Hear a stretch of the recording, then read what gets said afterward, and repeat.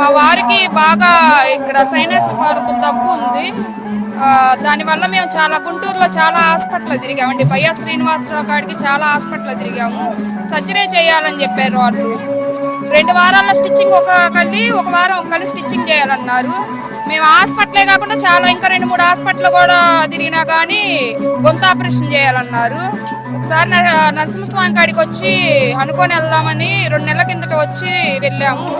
ఆ రోజు అనుకొని వెళ్ళాము. హాస్పిటల్కి అయ్యే ఖర్చు ఏదైతే ఉందో అది స్వామివారి నిర్మాణానికి ఇస్తాము, ఆపరేషన్ లేకుండా తగ్గితే అనుకున్నాము.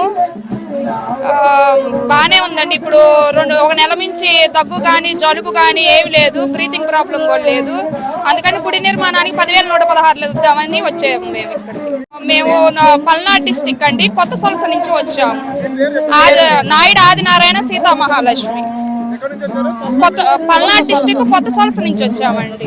కొత్త సంస్థ ఫస్ట్ టైం వచ్చి మొక్కొని వెళ్ళామండి. ఆ ఆపరేషన్ లేకుండా దగ్గు అది తగ్గితే గుడి నిర్మాణానికి 10,116 ఇస్తామని అనుకొని వచ్చాము. వచ్చి వెళ్ళి 2 నెలలు అవుతుంది. మాకు 7 వారాల్లో రిజల్ట్ కనపడిందండి. అందుకని పొంగలు పెట్టుకొని 10,116 గుడి నిర్మాణానికి ఇద్దామని వచ్చామండి. ఏ హాస్పిటల్కి వెళ్ళినా సర్జరీ చేయాలన్నారు. మేము దేవుడి మీద ఒక హోప్ ఉంచుకొని వచ్చాము. అది సక్సెస్ అయ్యింది. 10,116 ఇద్దామని గుడి నిర్మాణానికి వచ్చామండి మేము.